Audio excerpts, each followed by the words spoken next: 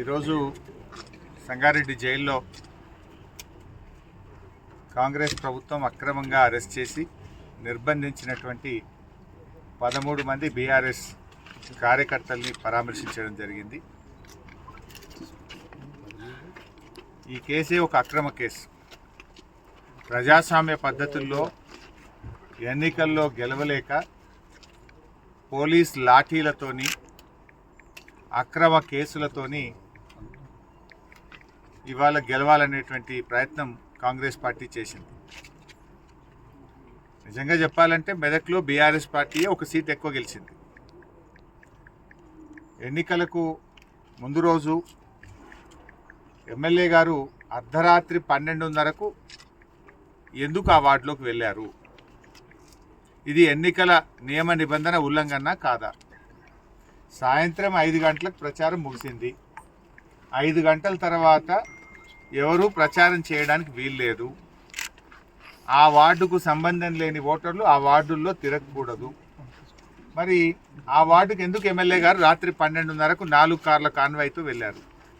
4 కార్ల కాన్వాయ్తో వెళ్ళి అక్కడ ఒక ముస్లిం మహిళ ఇంటికి వెళ్ళి ఆ మహిళను బెదిరించి ఆ మహిళ ఛాతి మీద చెయ్యి వేసి నైటీని చింపే ప్రయత్నం జరిగింది. ఎమ్మెల్యే గారు గన్మెనే దాడి చేసినాడు.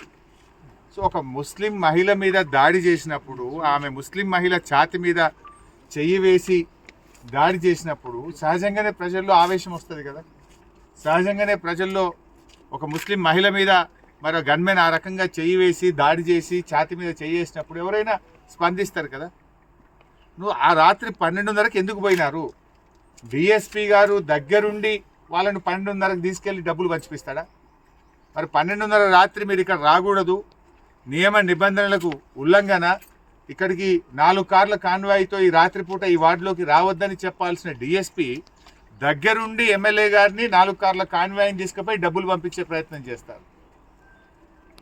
ప్రశ్నించినటువంటి ఒక ముస్లిం మహిళ మీద గన్మెన్ ఛాతి మీద చెయ్యి పెట్టి నైటీ చింపి దాడి చేస్తాడు. అసలు కేసు పెట్టాల్సింది ఎవరి మీద? ఎన్నికల నియమ నిబంధన ఉల్లంఘించి అర్ధరాత్రి పూట డబ్బులు పంచిన ఎమ్మెల్యే అనుచరుల మీద కేసు పెట్టాలి.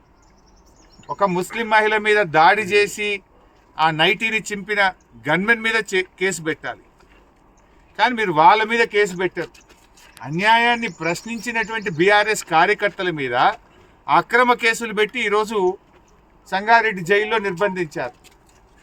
ఇంకా బాధాకరమైన అంశం ఏంటంటే అరెస్ట్ అయినటువంటి 13 మందిలో 6 ఎస్సీలు. ఎస్సీల మీదనే ఎస్సీ ఎస్టీ కేసులు పెట్టారు. ఇది ఎక్కడ భారతదేశంలో ఉంటుందా? అంటే ఎంత ఆగమాగం ఉన్నారంటే 307 సెక్షన్ పెట్టినారు. 307 సెక్షన్ ఇంపోజ్ చేయాలన్నప్పుడు ఒక పిటిషన్ వస్తే ఎవరికైనా ఇంజూరీ జరిగిందా? ఇంజూరీ జరిగితే అతన్ని హాస్పిటల్కి తీసుకెళ్ళి మెడికల్ రిపోర్ట్ తెప్పించి గాయమైందని చెప్పి డాక్టర్లు నిర్ధారిస్తే 307 సెక్షన్ ఇంపోజ్ చేస్తారు. అసలు మెడికల్ రిపోర్ట్ లేదు, ఇంజూరీ జరిగిందే లేదు, గాయం అయిందే లేదు. గాయం కాకపోయినా 307 సెక్షన్ పెడతారు. ఎస్సీల మీదనే ఎస్సీ ఎస్టీ కేసులు పెడతారు. అంటే ఎంత గుడ్డిగా ఈరోజు పోలీసులు అధికార పార్టీకి కొమ్ము కాస్తున్నారో మనకు అర్థమవుతా ఉంది. నేను ఆ పోలీస్ అధికారులను కూడా హెచ్చరిస్తూ ఉన్నా. ఇలా మెడికల్ రిపోర్ట్ లేకుండా ఎస్సీల మీద ఎస్సీ ఎస్టీ కేసులు పెట్టి ఇష్టారాజ్యంగా మీరు మా వాళ్ళని అరెస్ట్ చేస్తుంటే రేపు వీటన్నిటికీ మీరు సమాధానం చెప్పాల్సి వస్తుంది. చట్టం ఇవాళ కాకపోతే రేపైనా మిమ్మల్ని శిక్షించక తప్పదు. రేపు దీనికి తగిన మూల్యం మీరు చెల్లించుకోవాల్సి వస్తుంది. ఏం చెప్తే అది చేయడం కాదు కదా. ఇప్పుడు ఎమ్మెల్యే గారు రాత్రి 12:30కు ఎన్నికల నియామావళిని ఉల్లంఘించి రాత్రి 12:30కు ఆ వార్డుకి ఎందుకు వచ్చిండు? దీనికి సమాధానం చెప్పండి.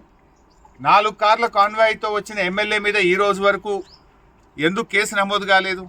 5 గంటలకు ప్రచారం అయిపోయింది.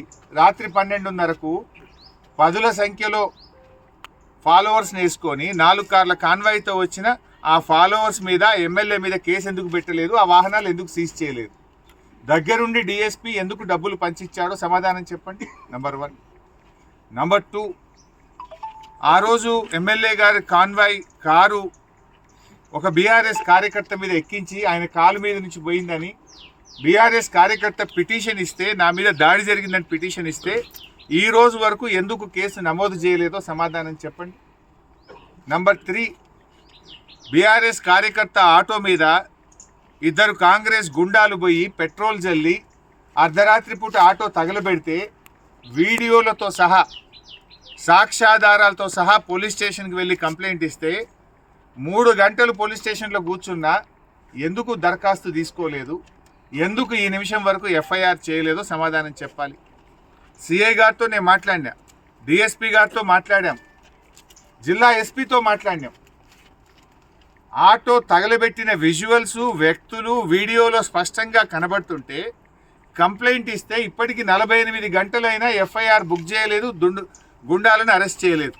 దీనికి ఇలా డీజీపీ శివధర్ రెడ్డి గారు సమాధానం చెప్పాలి. నంబర్ 3. నంబర్ 4, నిన్న రాత్రి టిప్పర్ని తగలబెట్టినారు. బీఆర్ఎస్ కార్యకర్తకు సంబంధించినటువంటి ఒక టిప్పర్ను నిన్న రాత్రి పెట్రోల్ పోసి తగలబెట్టినారు. శివధర్ రెడ్డి గారు కాకి బుక్కు అందరికీ సమానమే, ఈ రాష్ట్రంలో కాకి బుక్ ఉన్నదని కథలు చెప్తున్నావు కదా,